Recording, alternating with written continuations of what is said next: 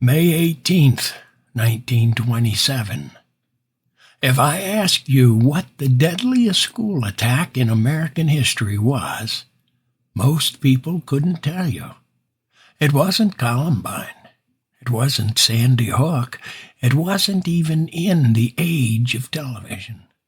It happened in a little farming town called Bath, Michigan, and almost nobody remembers it. A 15-year-old boy named Willis Cressman walked into school that morning. He passed the janitor on the way in. The janitor smiled at him. His name was Andrew Kehoe, and he had spent months hiding explosives beneath the floors where those children walked. Andrew Kehoe wasn't born with a bomb in his hand. He was a farmer, a husband, an electrician, a neighbor, a school board member. People trusted him with their money, with their school, with their children.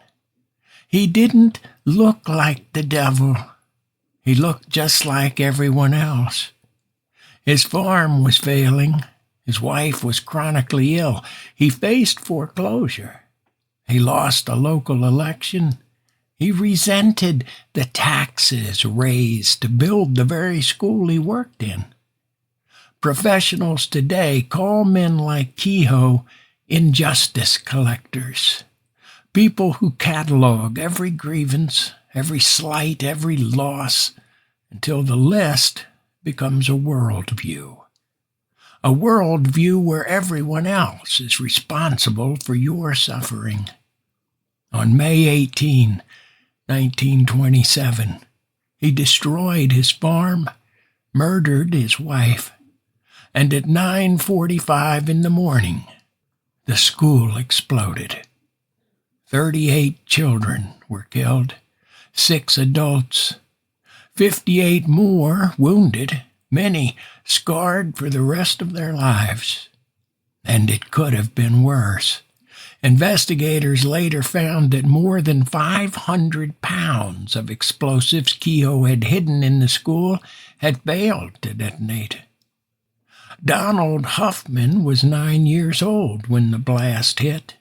He lost an eye, part of his cheekbone, suffered compound fractures, and carried scars all over his body for the rest of his life.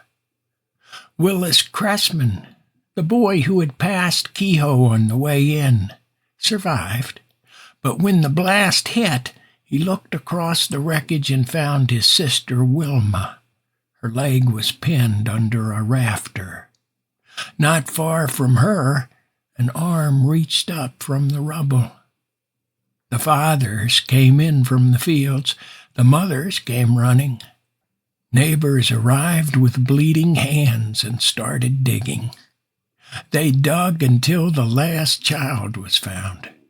It took until 5 or 6 o'clock that evening. On Kehoe's fence, they found a hand-painted sign. "Criminals are made, not born." He had written it himself. Andrew, our experts have 100 explanations for you. Stress, depression, isolation, financial hardship, psychological deterioration. Maybe every one of those things played a part. But you know what your neighbors would have said? The hard-working, God-fearing people you lived among, the ones who went into that wreckage with their bare hands. They wouldn't have reached for a diagnosis. They would have said he let bitterness consume him. He gave himself over to hatred. He became possessed by revenge. He turned against his fellow man. Those aren't psychiatric explanations. They're moral ones. And here's what I know, Andrew. Every person listening to this has suffered. Every person listening to this has been hurt. Every person listening to this has had reasons to be angry. Most don't murder children. Why? Because somewhere inside every human being is a voice that knows the difference between right and wrong. Call it conscience, call it faith, call it God, call it whatever you want. It's there. And every day we choose whether to listen to it. Every time we don't, it gets a little softer, a little more distant. You listened to another voice, one that fed your anger, one that kept score, one that told you the lie that your pain mattered more than anyone else's life.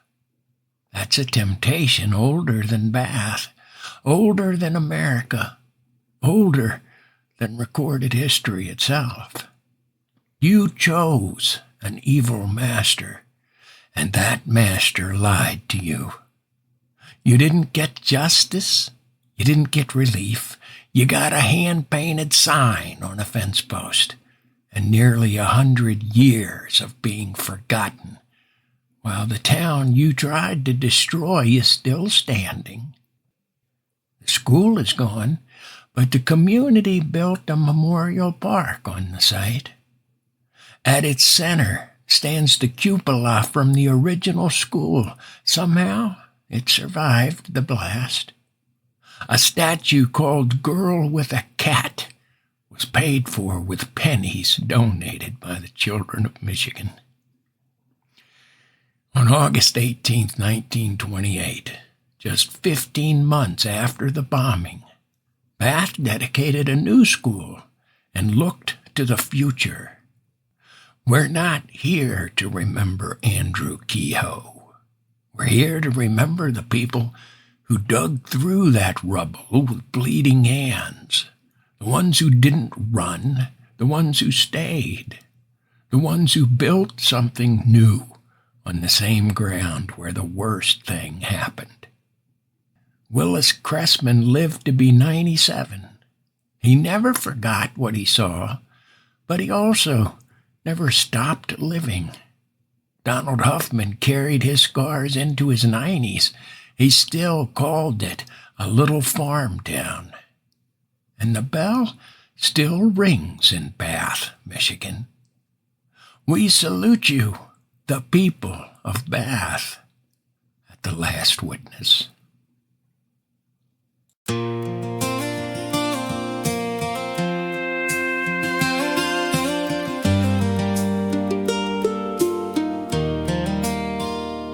In the spring of 27, Andrew Kehoe paid his tax and smiled at all his neighbors while he laid the iron tracks.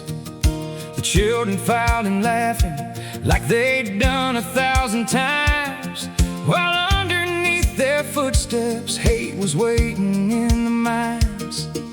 The teacher wrote upon the board the lesson for the day, and no one knew how precious those simple moments were. A child's laugh, a whispered joke, a shared dream of growing old. The kind of grace we never know is worth more than all the gold.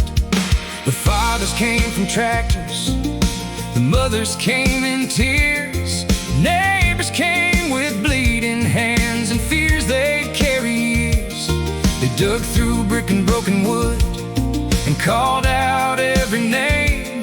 They hoped and prayed for miracles that only sometimes came. But when the smoke cleared over Bath and the worst had come to pass, the bell still rings in this little town, even as the years have flown across the fields and broken stones. And the voices fade, but they're not gone, and children's children carry on. You can break a wall, you can shake the ground, but you can't kill the love in this little town. Now 100 years are nearly gone, and witnesses grow few, and grandchildren have their families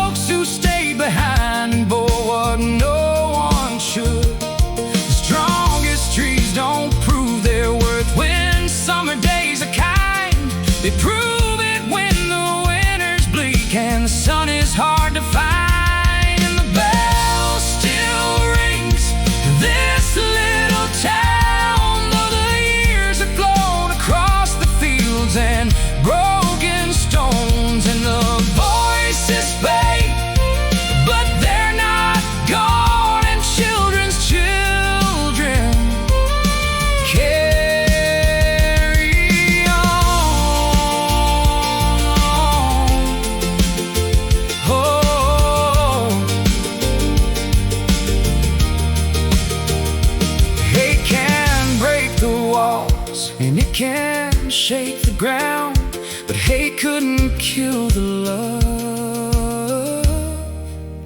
in this little town. No, hate can't kill the love in this little town. The school is gone, the years move on, but the bell